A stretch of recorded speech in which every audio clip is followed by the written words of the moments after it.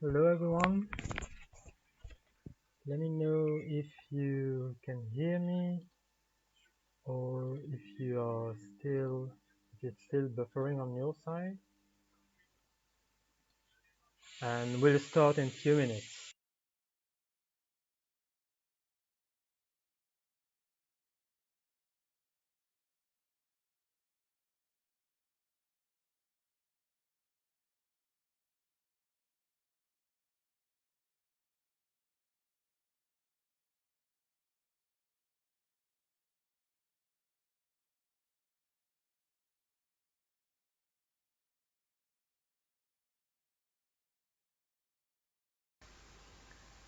Alright, let's start. So a few things first. I am at home and you might, maybe sometime you'll hear some cooking sound, and I'll try to make it as loud as possible so that this kind of sound doesn't,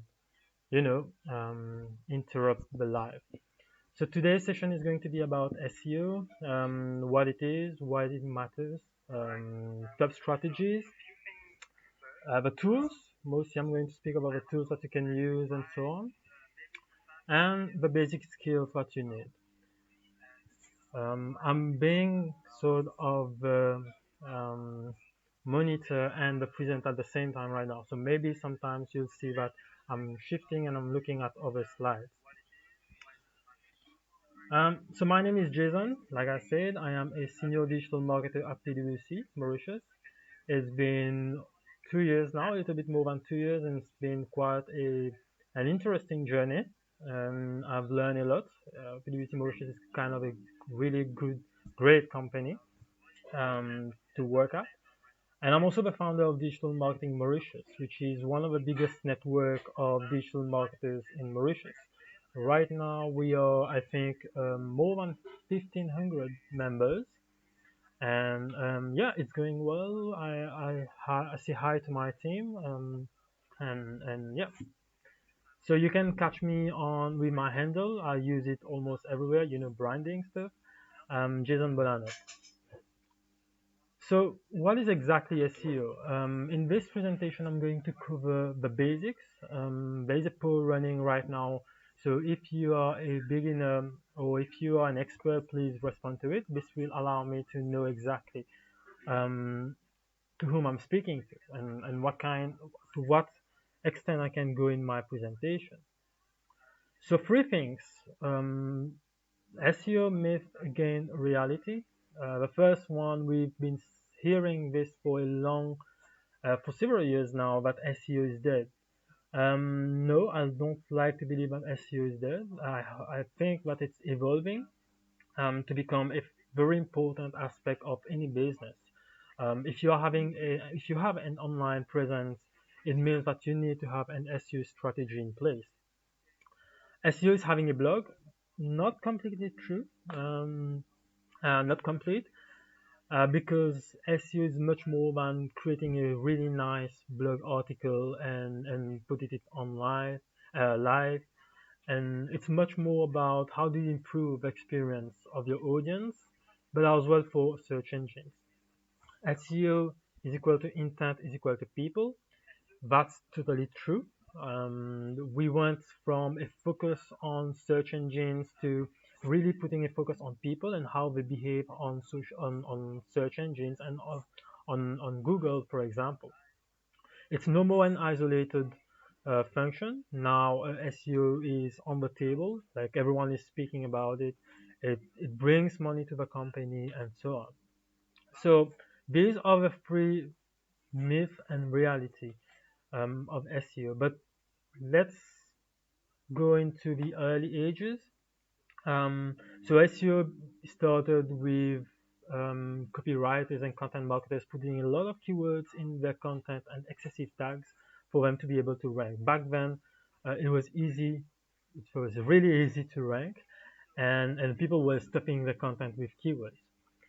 Backlinks, and then we came in the age or the era of backlinks and spams. Like people were putting a lot of backlinks going on Quora, for example, or going on others blog to put comments and then inserting some links back to your website. Now Google found that this was not really ethical because you were gaining backlinks that are not necessarily relevant to your industry. And then came the age of penguin, panda, and hummingbird, where a lot of focus was put on content marketing, and it's um, still relevant today. I mean, content is still one of the biggest thing, one of the most important thing um, for search engines professionals. So content is still king, and then rank brain come in. Rank brain came in, and there was a lot of focus onto how much time people are spending on your website. It's becoming more of a quality focus. I mean, people are coming onto your website. If they are bouncing back, it means that something is wrong with your website, and Google picks up these things. Um, yeah, Malivi is saying whether I'm wearing my watch at home. Yes, Malivi, I'm wearing my watch at home. Um, so yeah, Rembrandt came in, and then there was a lot of focus onto quality and how do you provide an experience for your content on your website. For example, if you are hosting a website or a blog, maybe the traditional long form reading content is um, no more, let's say, competitive. You want to add more, let's say, features, for example, videos and so on. And then the future now is we already have one feed in the future where we are speaking about immersive content.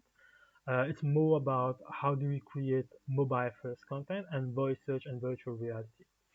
So we went from keyword stuffing to immersive content. Now, a broad image of my team is saying that they are hearing cooking sound. So yeah. So a broad picture of SEO. SEO is basically, I mean, this is the broad picture. It goes beyond this. SEO is not really focused on these three things. SEO is not only focused on these three things, but it's much more than that. You have on-site, which more or less concern keyword research, image optimization, internal linking, semantic keyword, page speed, headings, and so on. We also have technical side of SEO, which is equally important. It concerns sitemap, SSL certificates, AMP for mobile, robot.txt, etc., etc. And of course, you have off-page SEO, which is more concerned about how do you make sure that your content is being distributed in a proper way. So that's the three main pillars of SEO. So, in a nutshell, how would you describe SEO? I like to believe that SEO is much more than that, but to summarize all these aspects of SEO, I like to describe it as like I mentioned before, a collective effort to create content worth crawling by search engines and consumed by your customers on multiple channels. The end goal is eventually to generate money. I mean, to generate sales for the company. So when I say collective effort, like I said, SEO is no more one team working in silo, but it's much more connected to all the departments, um, all the departments of your organization, and creating content worth crawling by search engines and your customers on multiple channels. All right, I'll come later on why I mentioned multiple channels, but eventually you have to generate sales. So now, why is it important? Um, why do we invest a lot into SEO today? When everything is online, everyone is talking about Facebook ads, which is really good. I'm not saying anything against it. Everyone is talking about influencer marketing. I'll be talking about it later on in this presentation. But why is SEO so important today? I'm going to outline a few things, but people are not really thinking of and which needs to be on the table of any digital marketing professionals.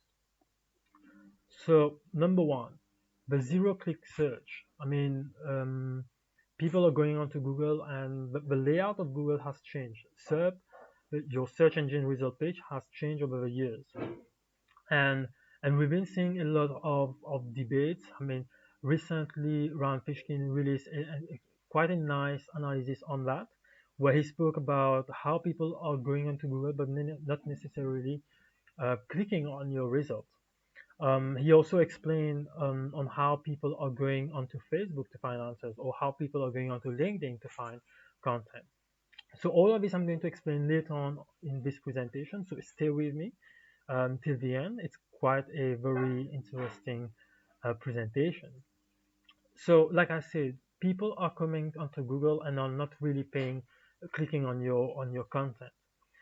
Um, 45 only 45.25% are clicking onto organic search. It's even worse for ads, where only 4.42% are clicking on it. Now, these are stats for US in June 2019, but I think it's quite relevant to Mauritius as well, because the layout of Google doesn't change according to your country. It changes according to how you organize your content, how your users are interacting with your content. And the dark side of it is that 50 50.33% of your audience are not clicking onto your content. When they are going onto Google and making a search, they're not really clicking on your content. Now, the zero click change has grown over the years. Now we went from a click of 46 point. I mean, if I look at it, it's been growing for quite a while now. From 2016 to now, it dropped by 7.89% of your clicks. So what caused this? Why are people not really going onto your web pages? Because like I said, if your content are not optimized, you're not going to have sub features. Now there are a lot of sub features. For example, local teaser pack is one example of it. It's mostly useful for hotels. For example, in this picture, you'll see that I've Googled Mauritius hotels, and you've seen that the local teaser pack already gave results to your audience. So what they do is that they can already book directly onto the SERP. Now they can search, they can browse, etc. There's no need for them to go onto your website to do those things. And it's even worse when all your competitors are also listed in the same local teaser. Another sub feature is featured snippet. This is quite interesting. It drives a lot of CTR clicks onto Google. If I'm going too fast, let me know. Um, so featured snippets are basically when Google takes out the most clear, the most accurate um, description that you have onto your website. Now, if your content is well optimized and if your page is well structured, I mean, I'm speaking about information, architecture, etc., you'll have a chance to eventually rank with this picture. I mean, this drives more clicks. When people are coming onto Google, there's no need for them to go into. I mean, if you're looking for some quick information, now you no more have to go onto a web page to click and browse to get the information, because eventually Google is giving it to you on the SERP itself. Related question where people Google detects what kind of question, what kind of queries are people looking for the same queries as yours, and eventually give the response directly into the SERP. So again, there is so many features, so many examples of why people are no more going onto your web page. Knowledge graph as well. It's not really that popular in Mauritius because people are not really putting themselves, are not really optimizing their content. They are most focused onto brand content and sales pages. This is one example of Neil Patel. I'm sure you all know Neil Patel. And yeah, it's basically give a bio of top known people and why, where to find them, the parkour, and etc. And this is one most important one. This is one important one. Local packs is quite relevant to Mauritius. When, for example, I've searched for digital marketing agencies in Mauritius, these are the ones who've been doing a lot of efforts onto ranking on Google using local packs. This basically comes when you have a proper local SEO strategy in place and that you are publishing frequent content for Mauritius, for example. So far, so good. I'm seeing a lot of comments. I'm just going to go back to this and see whether we are having questions.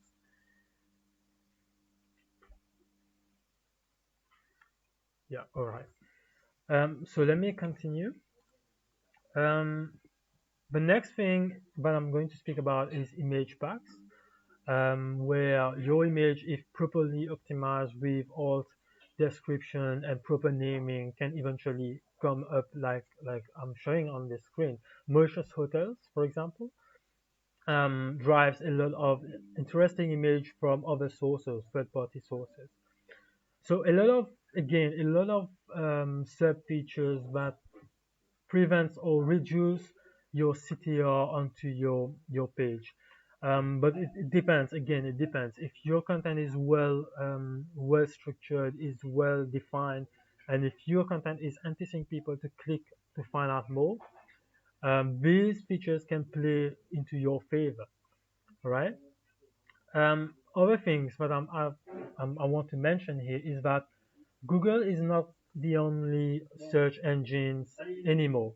You have YouTube, you have Pinterest, for example, which are also becoming search engines. For example, if I want to have recipes for bread, for example, I would go onto YouTube and find and type bread recipe, easy bread recipe for beginners, for example, because I don't know how to cook bread.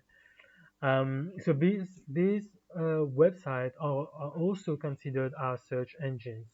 Pinterest, if I want to have, for example, nice pictures or infographic in my situation, or even um, I don't know, nice picture to put on my walls, for example, I would go to Pinterest because it's one of the known platforms that drives more image content. So yes, a lot of features preventing people from going onto your site, but if you can turn it around and optimize your content, your web page to feature among the top found results, whether it's on Google, whether it's on third party like YouTube and Pinterest.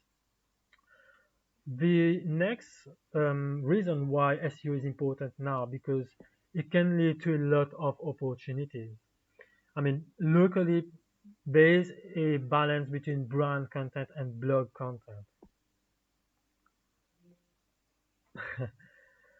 For example, if you're ranking in the top three, it's an opportunity for you to drive more clicks. According to Backlinko, the top three results on sub usually drives around 75.1% of clicks.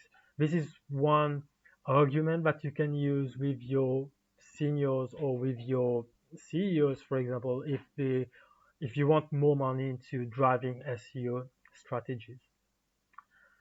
So this is basically one breakdown of the clicks. So if you're number one, you're driving more than I mean more than 31.73% of clicks.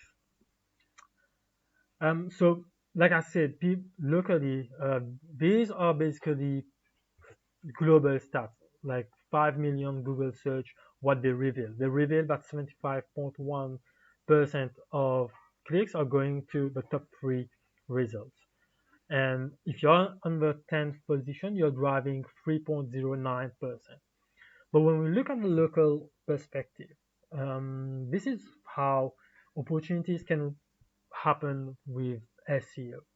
All right. So if you go on Google and you make a search, influencer marketing in Mauritius, you'll end up with one search with one featured snippet from Turbine, and then one listing article, and then eventually one of my blog posts.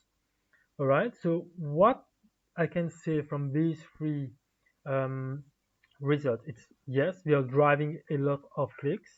I mean, my analysis of influencer marketing in Mauritius drove a lot of clicks, a lot of comments as well, because I was really going into depth onto how Instagram influencers are in Mauritius, whether they are fake or legit.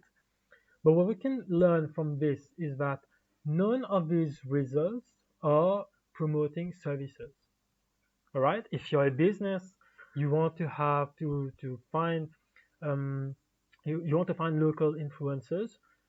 You'll go onto Google, make a search influencers in Mauritius or influencer marketing in Mauritius. You'll end up with these three results. But what you're going to see is basically one blog, one listing, and one analysis. None of these are sales driven content. And if you are someone who is planning, I know Dylan is very much into influencer marketing. If you're watching Dylan, say hi. I know he's very into influencer marketing. So this is, for example, this is an opportunity for him to create service pages for influencer marketing and to rank. By ranking into the top three and outclassing these three things, these three content, a blog and a listing article and my blog post, you'll end up driving more clicks, and eventually, if your marketing strategy is good enough, you'll be making a lot of money by, providing influencer marketing services in Mauritius. All right. So I went from Google providing more search results onto the SERP. I spoke about influencer marketing and how people are not really driving opportunities out of it. And now I'm going to speak about how search ecosystem is changing. Now, I'm going to take example on the recent what's happening right now and how these are changing drastically how people are searching on Google. So this is one research that WebIndex Global recently released. People are going online and are shopping online for more, let's say, non-usual things. For example, they're going online to buy groceries, um, household, personal care, etc. Like the behavior of people are changing based on what's happening around them. All right.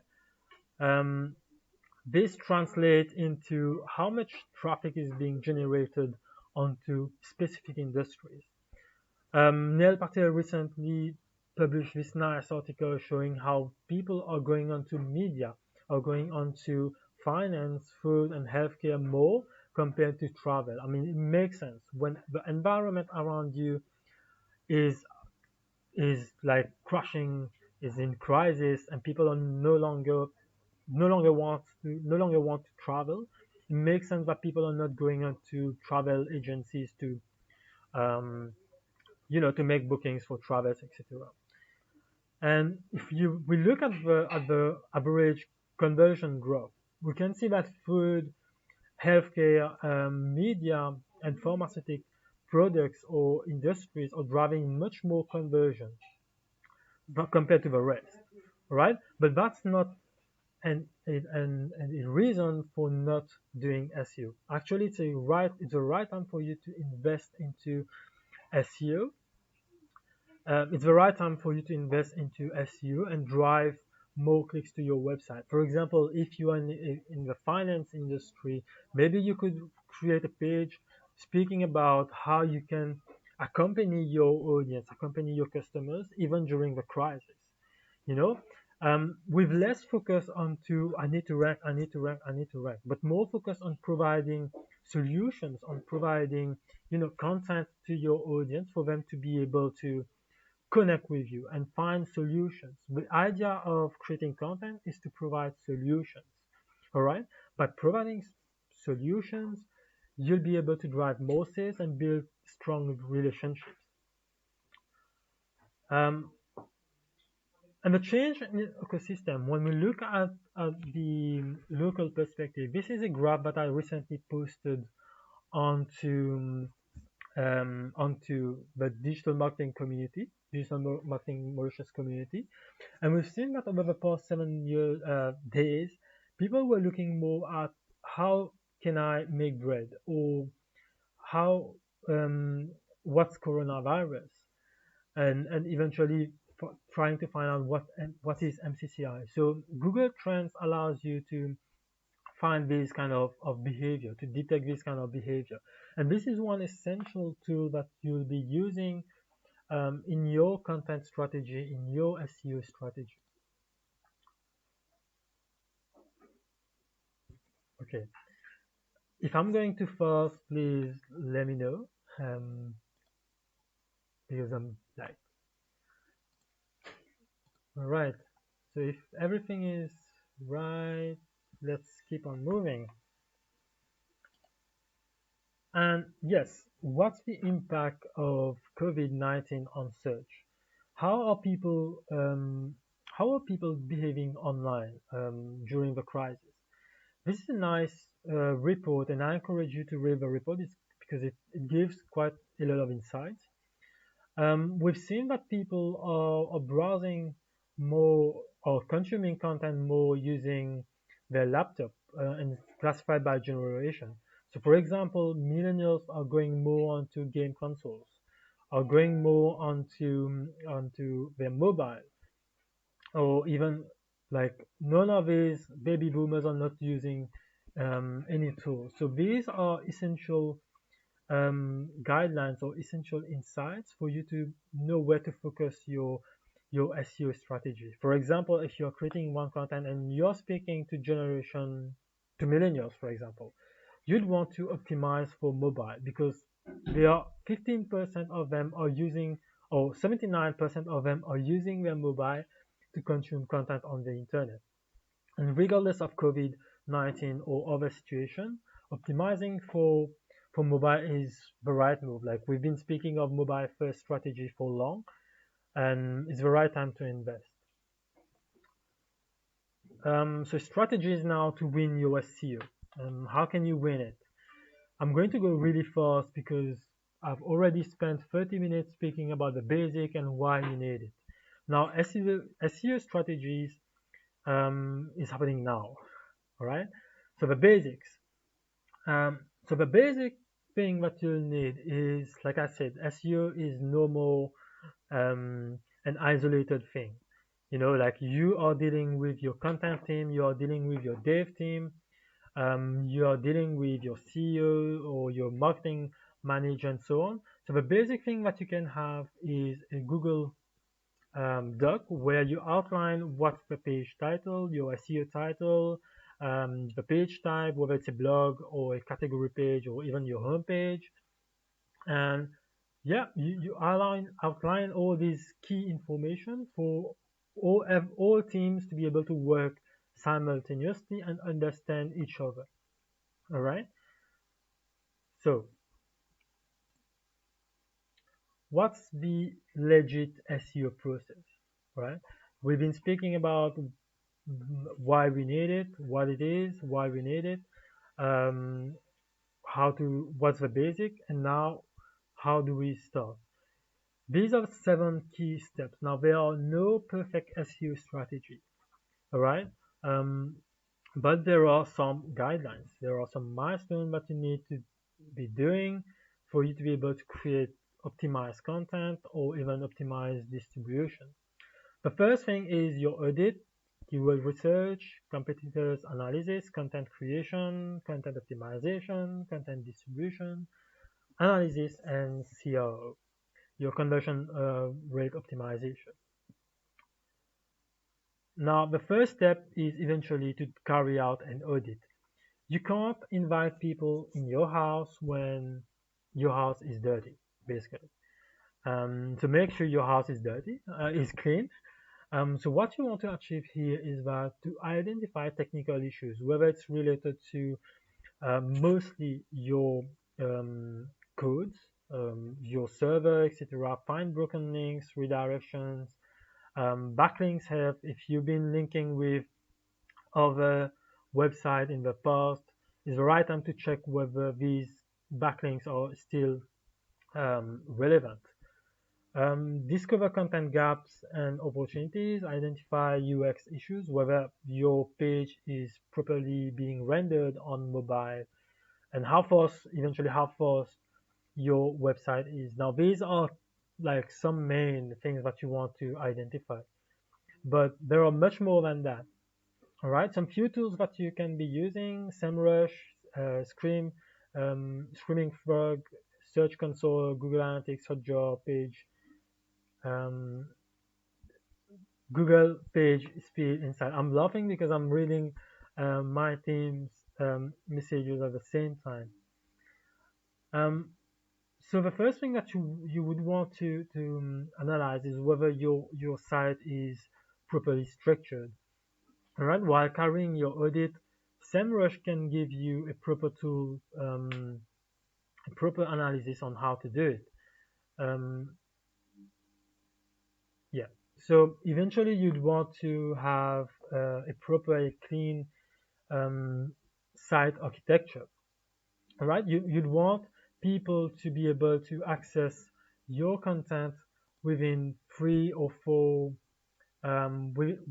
3 or 4 clicks, and to make sure that Google crawlers are understanding your website um, smoothly. Like they've been through the homepage, they know where to go, they know how to navigate between the pages. So you'd want to facilitate navigation. So from the picture, you can see that this is a flat hierarchy, even if it looks like a pyramidal one. So what you'd want to have is proper categorization of pages. For example, you could have your home page, your category page. It can be your service page, for example, and dedicated pages. For example, your homepage could be your homepage. Your category page could be your service page. If you're a digital marketing agency, for example, your category page could be your services page, and then eventually your dedicated page could be your influencer marketing page, for example. Or like the example I gave, your homepage, you go to services, and eventually to your social media services page. And this translates onto Google. For example, if you look at the example that I've put on the slides, um, these are these are top results in the top 5 results for social media marketing in Mauritius. So you have FPSA, which ranks first, but if you look at their URL, it gives you an indication of how their website is structured. This is basically for a services page. But if you look at the second one, this is actually a report that that the team Digital Marketing Mauritius have created. The state of social media in Mauritius report. It's being hosted onto my website and eventually onto the Digital Marketing Mauritius page as well. But if you look at the structure of the URL, you'll see that it's being hosted onto a blog page. So you have your homepage, the blog, and eventually the report in itself. All right, so having a good and clear structure is important. Now let's move on. You'd want to optimize for backlinks. You'd want to understand how your backlinks are performing. SEMrush is one very good tool to do that. This is one example from winners.mu. If there are people from Winners, I say hi. I'm going to use a lot of examples from Winners in this presentation. So it's kind of interesting when I look at the results. So analyzing your backlinks are important because you need to make sure that backlinks coming from third-party website or, let's say, Google ways of seeing whether your content is legit, whether your content is of high quality. And for example, if I did an analysis with winners.mu, I saw that they connect more with people with domain authority of 11 to 20% in terms of rating over 100. This is basically not really the ideal thing. You'd want to connect with high domain authority website because Google considers them as, trustworthy website driving traffic to your website. I also saw what kind of backlinks they are driving. it's mostly about images. I mean, it's obvious because on Winner's website you have a lot of images, and most of these links are follow links, and yeah, you have this kind of global picture of how your backlinks are performing. Another tool that you can use for technical analysis is basically Screaming Frog. Again, an example from winners.mu. Here you'd want to find out your 404 pages, you know, like whether all your pages are live, whether they are performing well. So in this example, I noticed that winners.mu have a lot of pages not really online, not really live. So it's becoming a 404 pane. For example, the vacancies page is redirected towards a 404 page, which is not really good in terms of the overall experience that you're providing. Or you'd see that the about page or the FAQ page or the privacy policy page are redirecting to 404 pages, which is some things to amend, some things to optimize on. So Screaming Frog is a tool if you want to detect how your links are performing, but it's a great tool also to detect how structured, what is the structure of your website. Page speed is one good example. It gives you an indication on desktop and mobile how fast your website loads and so on. This is important because speed is one aspect that Google looks at to rank your page on top. Heat map is another example for you to use during your audit. Basically, what they do is they give you a clear map onto how people are browsing onto your website. For example, this website Hatchbug gives an example of how people are clicking more onto their CTA. Now, this gives you an indication on how you can optimize both copy, position of your CTAs, and so on, right? Now, the second step is basically keyword research. I'm not going to go in depth with that, but basically, it's one of the most important things to consider during your SEO strategy. So, if you want to make people come to your house, make sure that your invitation to them is relevant. All right. So, you'd want to have proper keywords. You'd want to find keywords with high search volume but low competition. Because eventually you want to rank fast. Identify latent semantic indexing keywords, basically one keyword and everything that revolves around that keyword, that main keyword. Get guidelines to structure your content. This is mostly how you're going to structure your content in terms of headings, subheadings, etc. And yes, obviously you'd want to have optimized content for you to be able to rank. Some tools that you can use, Google Keyword Planner. Initially, it was used mostly for Google Ads, but it's a good tool to give you an indication onto how you can optimize your content. SEMRUSH, Google related search, Answer the Public, one great tool. LSI Graph, the hot tool, which is one of my most used tools, and Keyword tool, keyword.io. So why these are important? Because you'd want to have some kind of keywords which are driving a lot of clicks, which are converting your prospect. Now, how do you understand keywords and search? Basically, brands, you have four type of keywords. You have brand keywords when you go onto Google and you type Adidas or Nike. All right, these are mostly for known brands. Your head keywords, highest volumes in terms of search. Sportswear, it's kind of a broad keyword.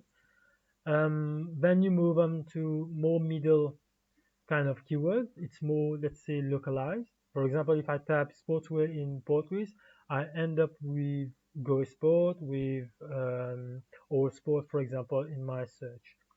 And one of the most used keywords are long tail keywords. Basically, It's mostly related to questions sometimes, but also in basic sentence. For example, best running shoes 2020. So you'd want to have, most probably you'll end up with a list of top 10 running shoes, for example, to try in 2020. The keyword journey basically has 4 steps. You have to understand the business, you have to understand the intent, the search. Um, you have to search for keywords, and eventually you'd want to categorize these.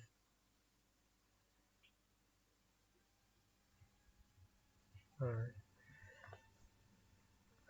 So the first step is basically the keyword, the business, understanding the business. Now, what you want to understand here is what is the business, what does the business do, and what is its industry, what does it sell in terms of products and services, what is the overall business goals? Is it to drive sales? Is it to make more brand awareness, etc.? So this is one key aspect because you can't do SEO for an organization if you don't understand what they do. Um, for example, if you are servicing a client in the food industry, you'd want to know in what specific niche this client is competing, or you'd want to know what are the competitors in this industry and what are they doing.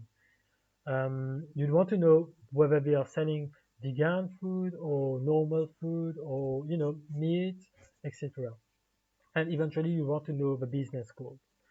But the next thing that you need to know is understanding the target audience. For that, you need to have a proper persona, right? You need to be describing your persona um, using the demographic data, what they do, what do they visit, and feedback that they give.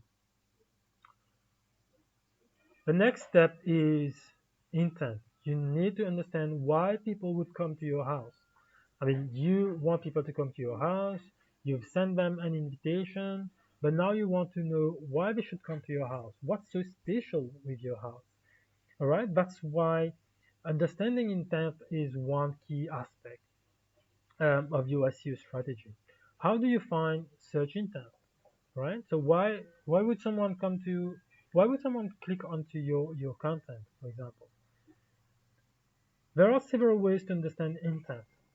Right? The basic one is people also search feature. You go onto Google, you type one long tail keyword, and then you find out what other people are searching. For example, Adidas shoes in Mauritius are driving clicks for Omoji Mauritius shoes price. Like they want to find out price. They want to find whether Jumbo have an Adidas shop. They want to know whether City Sport is giving promotion in 2019. All right. But also at the bottom of your search result page, you'll want to find out what are the related searches. For example, city sport promotion. Again, it's kind of related to the people also search keywords. All right, this gives you an indication of how people onto your website, why how people in your target audience are behaving and what they are searching for. What is their intent? Then eventually you'd want to use, you can use Answer the Public, which is basically one great tool to drive, to know why people are searching, what kind of question they are searching online, on Google. Um, so Answer the Public, you go onto the tool, you put some general keyword, and it gives you back questions onto how, why, which kind of shoes people are looking for. And these are kind of this can feed into your content marketing strategy. All right, it gives you idea to create content, and your search console also can give you indication. For example, people who come onto my website often go onto Google and type digital marketing in Mauritius or digital marketing in Mauritius or SEO agency in Mauritius, Instagram, etc. So this gives you an indication of what kind of audience your client is targeting. All right, and it gives you the number of impressions, number of clicks, and you also want to know how you can position yourself for specific keywords. Alright, so far so good. Let me check if I have any questions.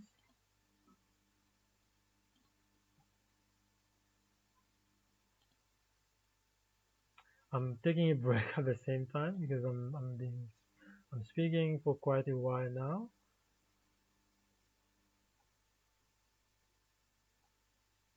Alright, let's keep on moving.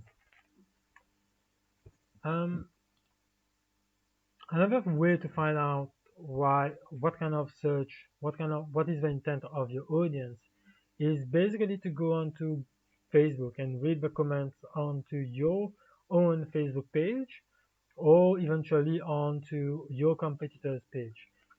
Here you'll find out more about what kind of search what kind of comment or what kind of feedback they are giving. Um, yeah. And this also again feeds into your content strategy where you'll find out more about how you can create content that are answering these kind of feedback.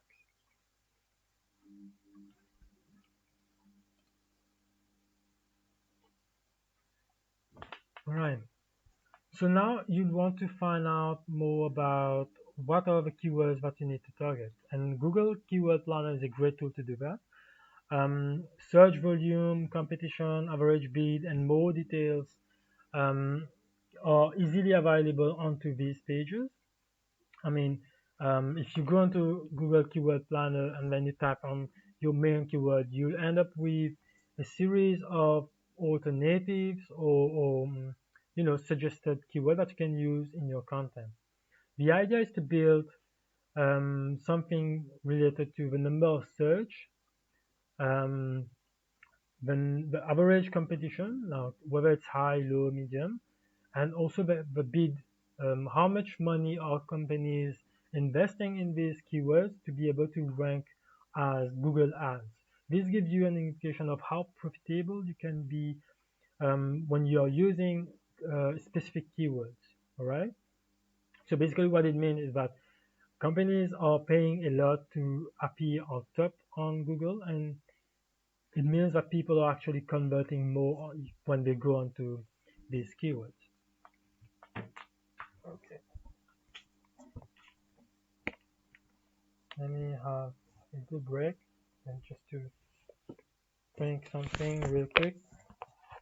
In the meantime, if you have any questions, please put it in a comment.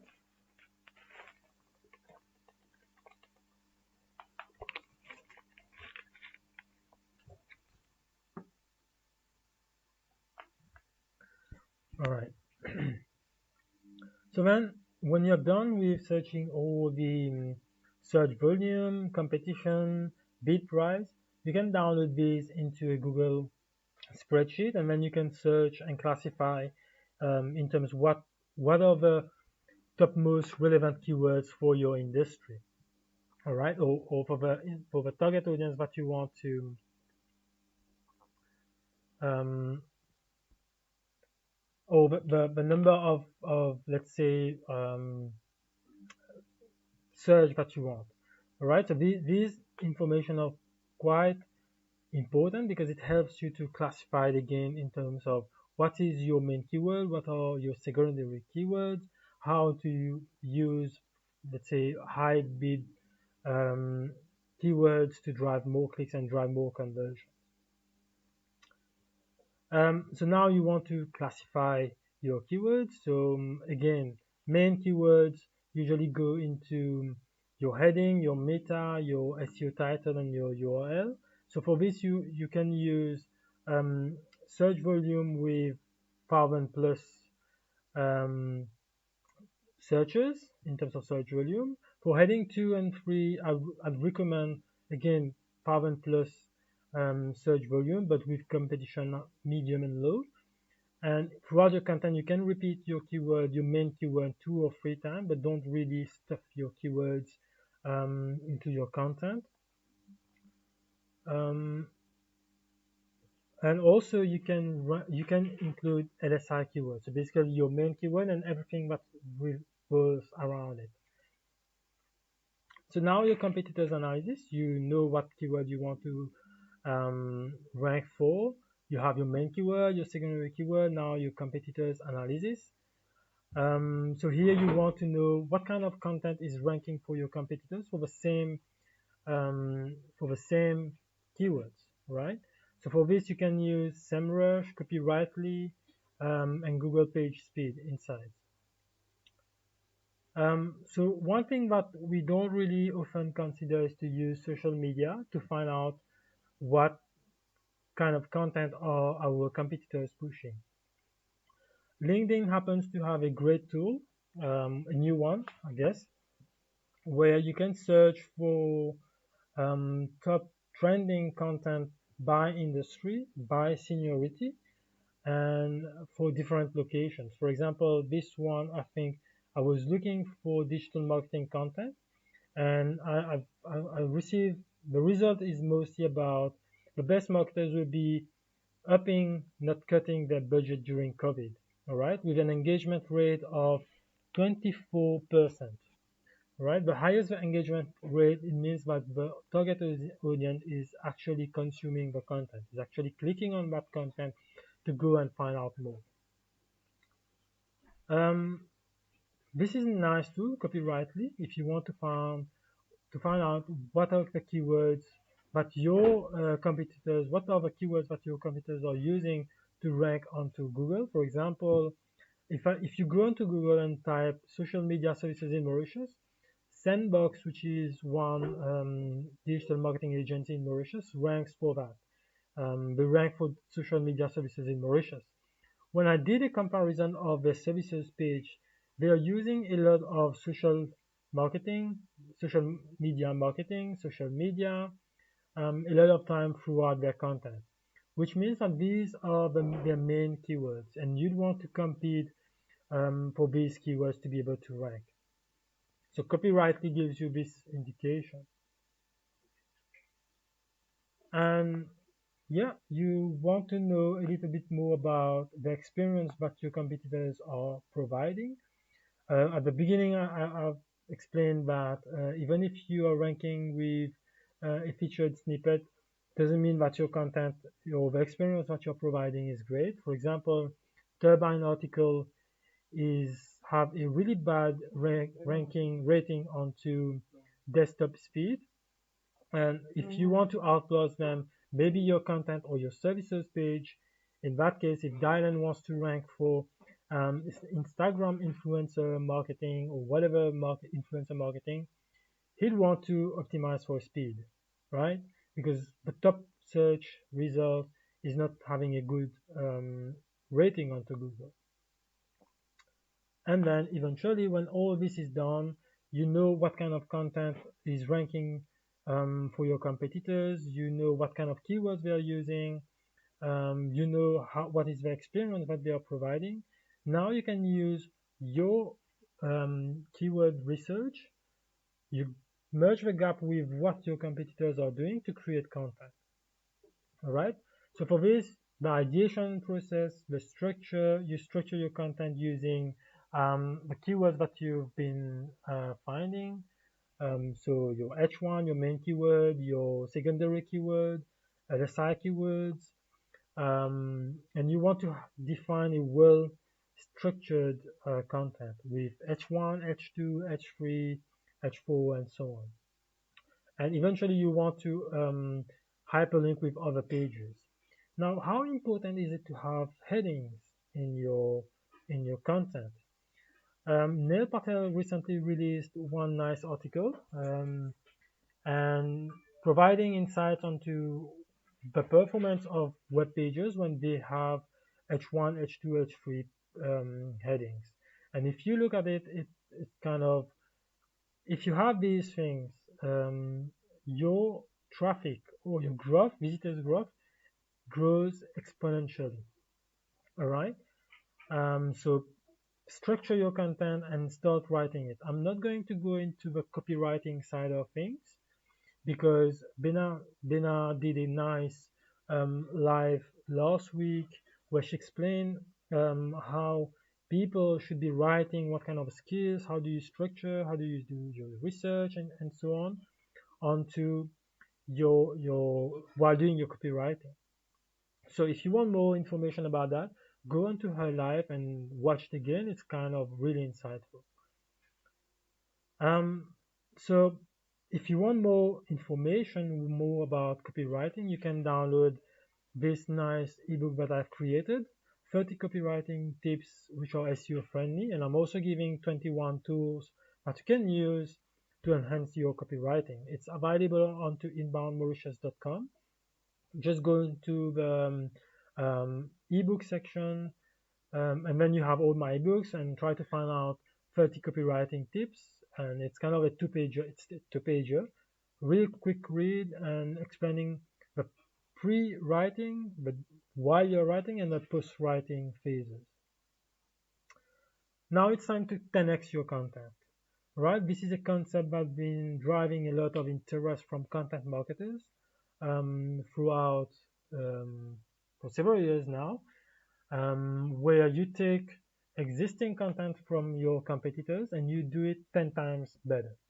All right, by improving the experience, by improving the depth of your content, and so on.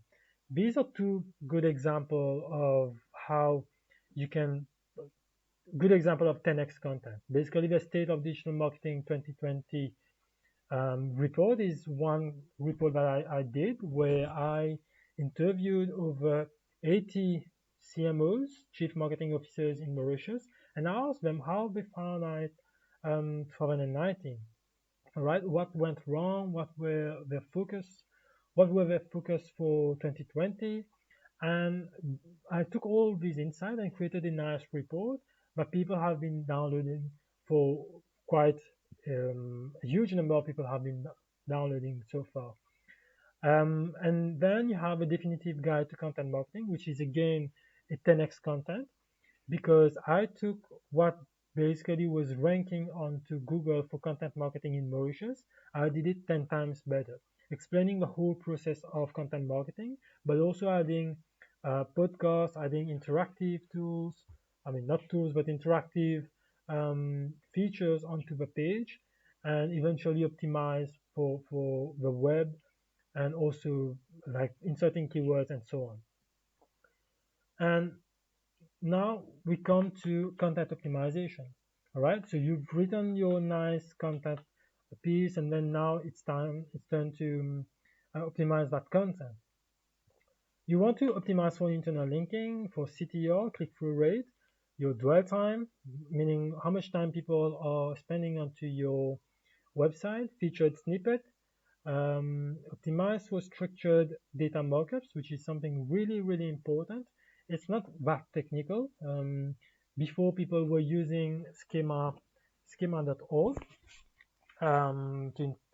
like they had to learn code and so on, but now it's no more like this.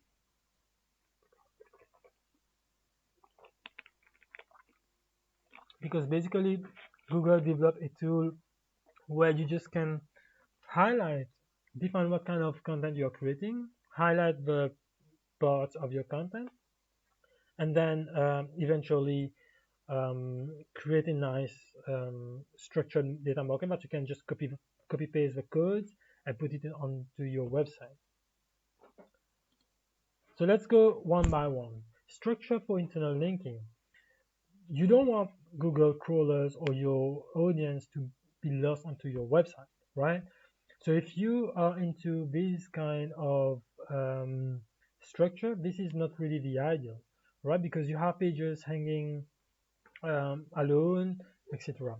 You'd want to have a flat site hierarchy where pages are connected to each other, where your deep linking is working fine. You have shared links between your blog posts, between your pages, etc., etc. You also want to have a shared link juice, meaning that your top rank pages are also providing, let's say, traffic to other less ranked or less performing pages, and eventually helping them grow into getting more traffic from and eventually rank more. What you don't want basically is to have pages with lower quality to be ranked onto Google. All right, so that's how you put your no index, no follow, or yeah, these tags to help Google know that okay, these pages are not supposed to be ranked. All right, so this allows you to tell Google that okay, most of my pages are performing really good or good.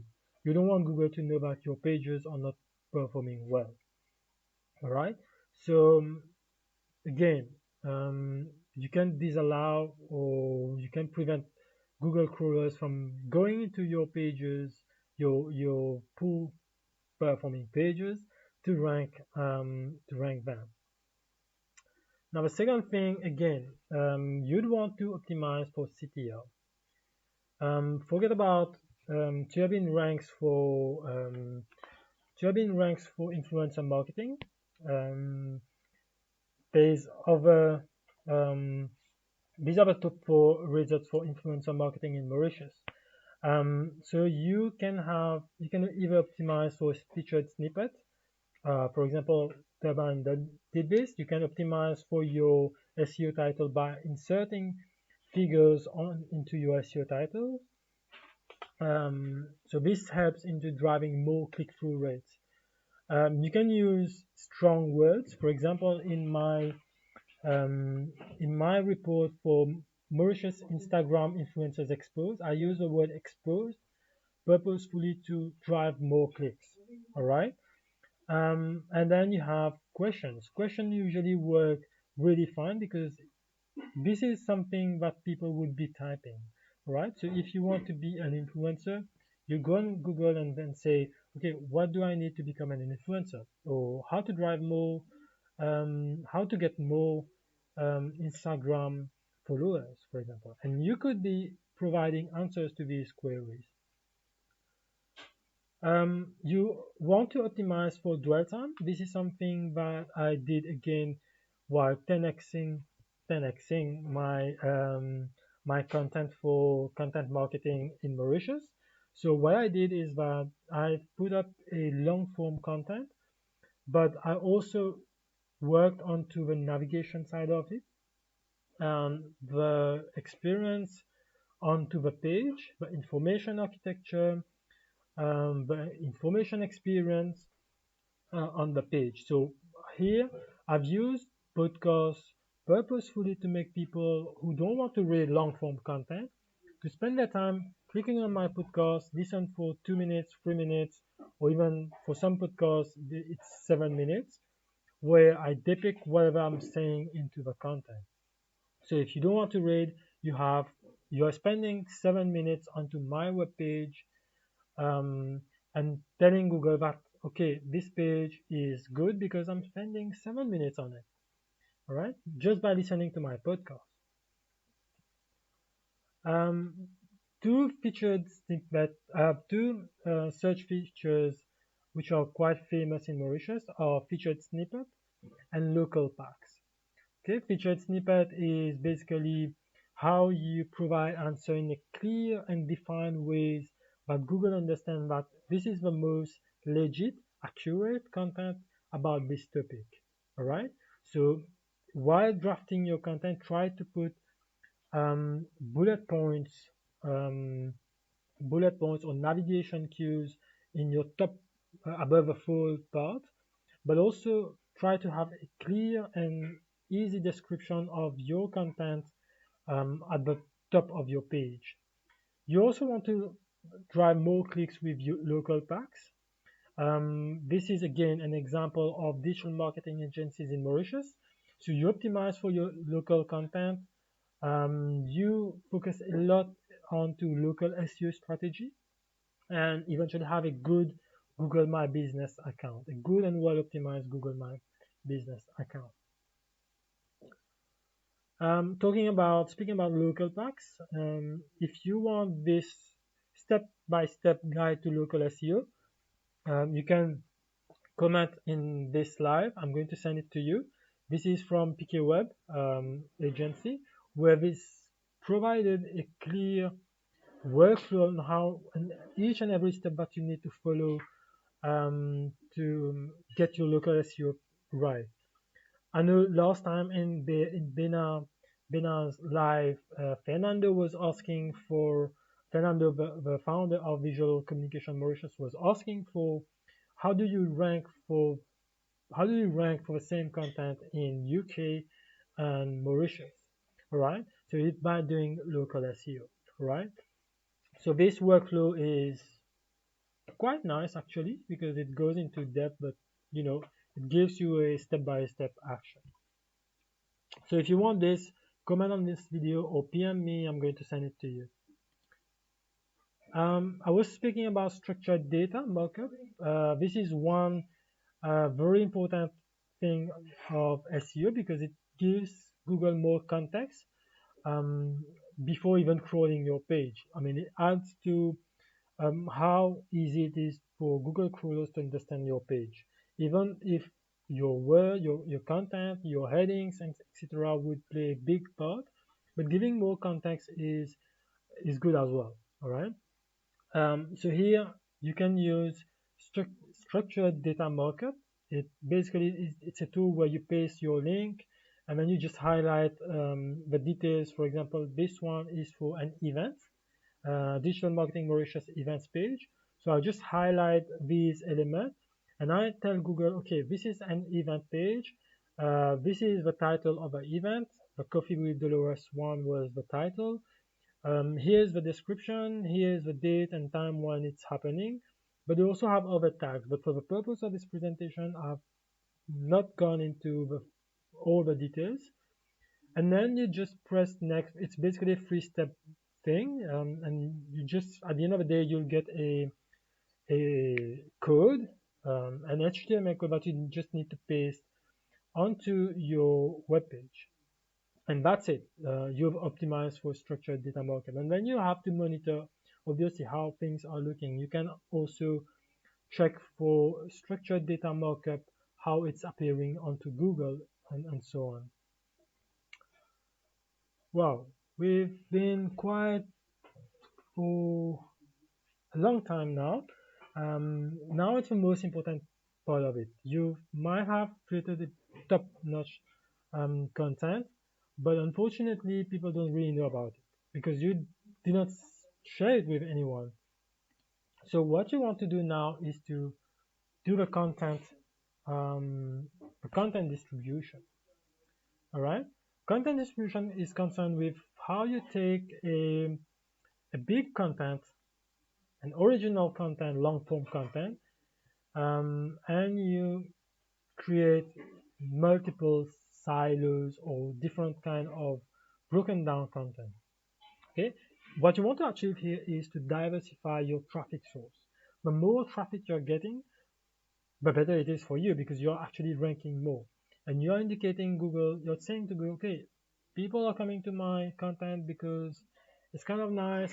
They found out about it from different sources, and it's a great thing.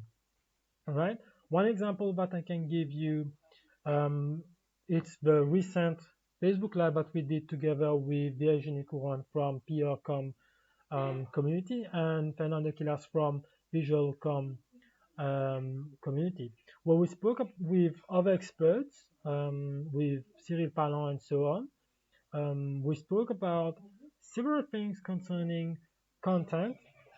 And I mean, we spoke about COVID-19 and how things are going and what to look out for the future. It was a long call, I mean, 3 hours or 2 hours. So what I did is I took bits and pieces of this call. The first one that I took is when I spoke about the future, what are the opportunities for digital marketers in Mauritius. And what I did is to create one micro content that I then distributed on multiple channels. I shared it on Inbound Mauritius page and I shared it on my Instagram, on LinkedIn, and so on. All right.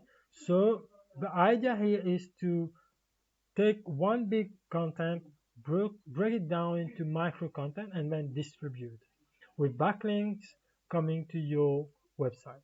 Now, a long form content can be a blog post, can be an ebook, can be an event that you attended, or for example, if I'm speaking at last year I was speaking at several events, even in 2018. I spoke at several events. So what I did is that I took my presentation and took bits and pieces to wrote to create several blog posts that I then share onto Facebook, LinkedIn, and so on. And then comes the final part of it, the analysis and SEO.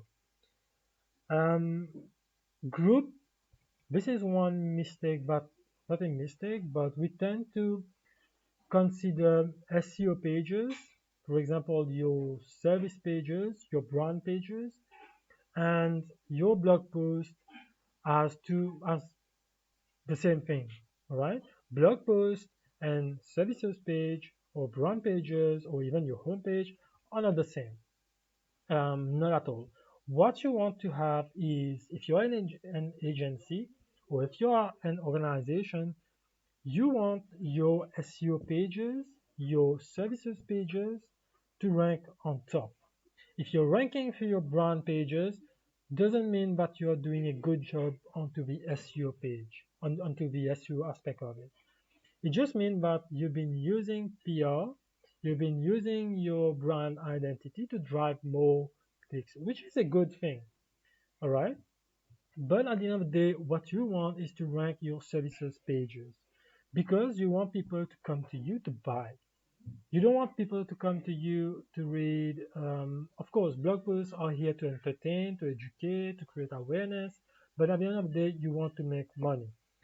Um, so SEO pages comes at a time in the marketing funnel where it's most suitable to use. But eventually, all your effort should be focused also onto your services page. Okay. How do you track this? On Google Analytics, if you go onto your admin page, you'll see that you can group content. Okay, you can group content. You can group pages. Sorry, by blog or articles, and then it gives you more insights into how these are performing. If you go into your analytics traffic, you'll be able to sort out what is driving the most clicks. Is it your blog post or is it your services pages? Um, and then eventually you can optimize. Another thing that this can be useful for you, if you go onto presentation of your monthly report, your traffic report, and then your boss, your CEO tells you, or your client tells you, okay, I need to create more blog posts. What you can show here is show the fact that you need to focus onto your services pages. You need to be optimizing your services pages because um, another thing that I forgot to mention before is that you can set up goals onto Google Analytics. So goals, basically what it does is for each and every pages, for example, if you want people, you can track downloads, for example, or you can track how many people actually went on to click onto your um, contact us page. So you put a sort of a fictitious monetary value on that, and then when you go into your boss who says, okay, we need more blog posts, we need more, um, we need more, content, we need more things, not related to services pages. You can show these things like, okay, boss, sorry to be a pain in the ass, but your blog posts are not really converting because people are reading and are quitting your pages, are quitting your website because your fictitious monetary, how you've tracked the conversion rate, your goals that you've set up on Google Analytics, show that blog posts are driving an average of $5. But when you look at your services pages, which are not even optimized, it's bringing much more than that. Okay, it's bringing 20, 30 USD. Of course, these figures are kind of not real, but you know what I mean. set your goals, group your content onto Google Analytics, and then go on to measure how far your blog posts are converting and how far your services pages are converting. Optimize link juice to your pages to keep your ranking. Again, like I mentioned, focus onto internal linking. Okay, make sure that you identify your top ranked pages and then eventually try to downscale this traffic to other pages. Um, Update content with new keywords. Things are changing, trending news and events change the behaviors of people online. For example, COVID-19 is one of the top most search word keyword right now on Google. So if you have a COVID-19 page, I'm sure you put it in there, obviously. But yeah, try to optimize your content based on what's happening in your surrounding, based on what's happening in your industry, and so on. And you need to keep track of that. Use heat map to understand how people are behaving onto your website. This is essential if you want to, do A/B testing, do A/B testing, and try to know if I move this button upward, is it going to drive more clicks? If I change my copy to micro copy, will it change something? Okay. Um, Now, that's the overall SEO process. Before coming to this slide, I'm just going to go back. Um, I'm just going to go back onto just to recap onto the SEO process. To remind you, we have 7 steps that you need to follow. Um, 7 key steps that you need to follow before eventually going live with your content. So auditing, keyword research, competitors analysis, content creation, content optimization, content distribution, and analysis SEO. By now, I'm sure you're saying the SEO job is not so simple. It's not only about writing a content and that's it. It's much more than that. Now, what are the skills that you need? Let's go quickly before I end and take some questions. Um, what are the skills that you need? And my topmost um, learning things. Obviously, you need data analytics. You'll want to have also data visualization on how you can use spreadsheet, Google spreadsheet to build graphs, Power BI to build graphs again, because it's very important to go with your boss, go to your client with proper visualization because they don't understand a thing about keyword research or they won't understand a thing about how much traffic one piece of content is bringing compared to the other. You need to be very active with content marketing, understand the whole thing of content marketing from copywriting, from social media, from email marketing, like an all-round content marketing is not only about writing, by the way. It's also about social media. It's also about email marketing, webinars, and so on. Copywriting, one key skills of SEO. You need to know how to write, how to structure. Right now, I'm reading a book called Micro Copy. If you want the book, I can send it to you. But it speaks about how people are reading less and how to change your copywriting into using the psychology of people and writing words that are actually converting. You need to know how to use Google Analytics. This is one major tool that you can use. If you are not really using Google Analytics, Adobe Analytics is equally good as well. I use both. You need to know a little bit of HTML, how to code, etc. Automation, creativity, not to omit creativity because it goes everywhere. If you want to be different, you need to be creative, particularly when you are 10xing your content. Strategic thinking. I like to believe that I'm someone very strategic, but I can foresee things, forecast things by building onto, again, what's happening around me, by building onto data that I've acquired, and forecasting. You need to be the first mover every time. So how to be the first mover? It relates to all the skills that I mentioned before: to be creative, to be to be focused onto data analytics, content marketing, and so on. To have an integrated approach, SEO is not a in silo thing. So you want to understand how your dev team works, how your social media team works, because eventually you'll have to liaise with them. And obviously, again, people relationship, it's very important. How do you maintain relationships with your people? And where can you go to learn more about uh, SEO? You can talk to me. I'm not an expert, but I know a few things. I'm not an expert, but I'm basic code that I like to use. I'm not an expert, but I know I'm intelligent enough not to reinvent the wheel. All right. So if you want to learn more, I'm down to earth to show you what I know, the little that I know. But eventually you can go on to Moz. Think with Google, which gives a lot of insights onto how the global aspect of search. Backlinko, which speaks a lot about traffic and how can you convert. SEMRUSH Academy, by the way, is one of the best place to learn about SEO, and Neil Patel.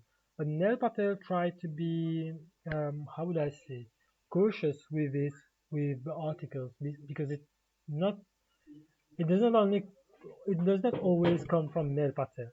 All right. Maybe it's an outsource, and when it comes onto a page, you know how things work in the digital world. Um, so that's it. So thank you. My name is Jason. If you join the live streaming now, um, if you join the live streaming now, this recording will be available for 1 day. Unfortunately, I'm going to remove it after 1 day. I'm going to put it onto my website and give you more content related to it. Like I said, distribution is key. This is one long form content. So eventually, if you want the link to the recording, I'm happy to give it to you, and I'm happy to give you all the resources that I've outlined in this presentation, and even the presentation if you want. So if I'm just going to check whether I got questions. If the DMM team can help me, or I'm just going to go on to the live is on several channels, so I'm just going to go.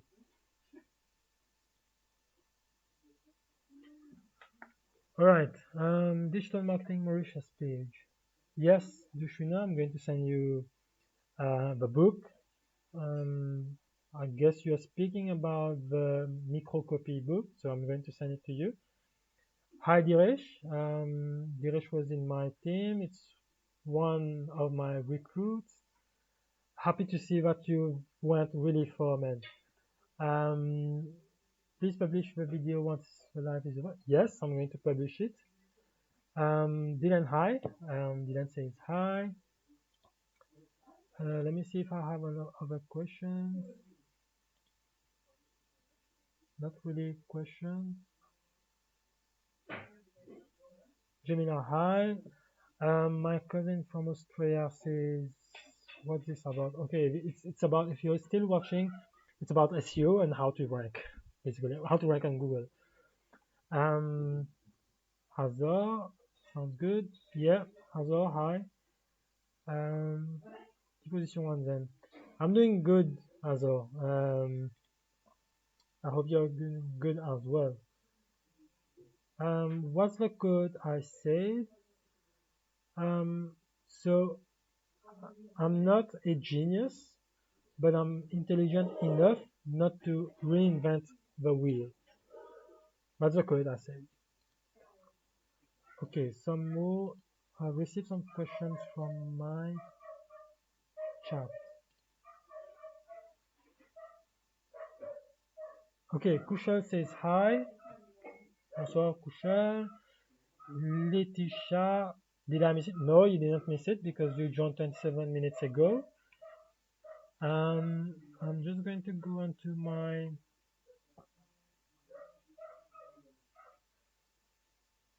I'm just going to go to my messages because I'm getting a lot of questions via Messenger.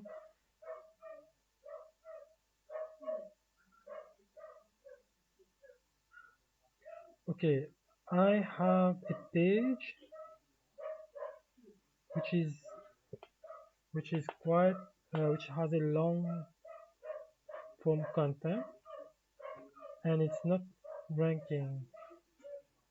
Okay, if your page is not ranking, maybe you have to assess whether you're using the right. It can come on to two things. If your on-page SEO is not really well, you can check it whether your page is optimized, whether the experience on mobile is good. You also want to check whether you are using the right keywords. Um, but all this information you can get it onto Google Analytics and all the tools that I mentioned earlier. So try to use all these tools and see whether the reason why you're not ranking is basically on one of these two. Your on-page content is not really optimized, or your technical side of things is not really good. Okay, but bear in mind that it takes time to rank. Particularly if you are using SEO is mostly organic, but if the amount of traffic that you're getting, if the technical side of things is not really optimized, it can be an issue for you to rank. Okay, next question. I'm not seeing any more questions.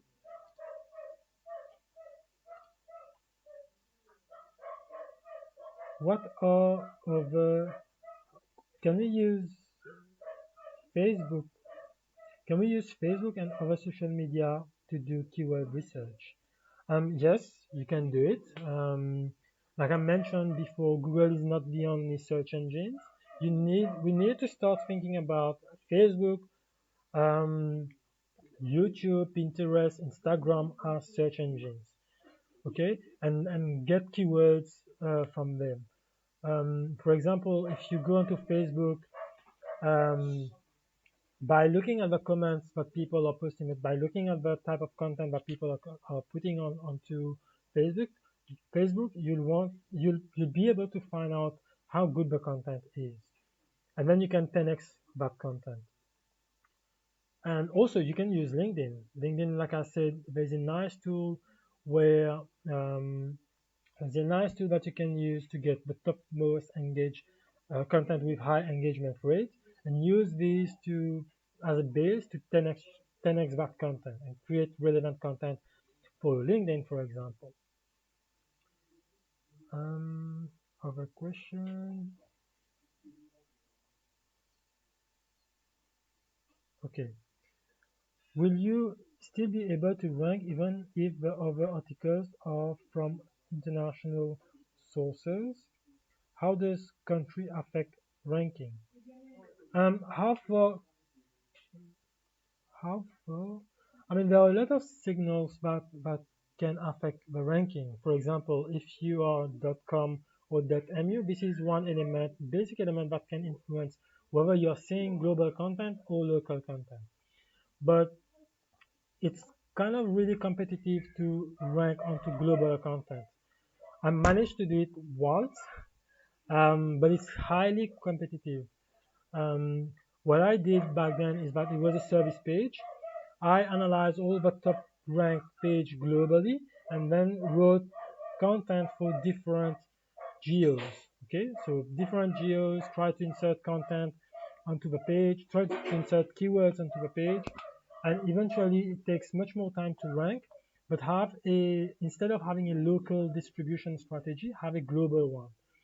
I'm working in a global organization, so it's very easy for me to distribute my content or the content that the firm does onto a global aspect. But to answer to your question, it's much more challenging for for local, to create content which are ranked globally without having an intensive or extensive distribution strategy. and it takes a lot of time. And your competitive analysis is much more deeper. You need to be going into real depth. And keyword research as well is another level. So with this, I don't think I have other questions. So with this, I'll close here. I was happy to speak about SEO with you. And I hope this live, which was supposed to be 1 hour, 1 hour and 30 minutes, but it's okay. And I hope you've enjoyed it. If you have any comments or questions, please feel free to send me a message, or if you want the resources, send me a message or comment. Send me a message basically, because I'm going to remove the recording. And yeah, I'll be happy to answer and provide answers to you. So from this, thank you and bye bye.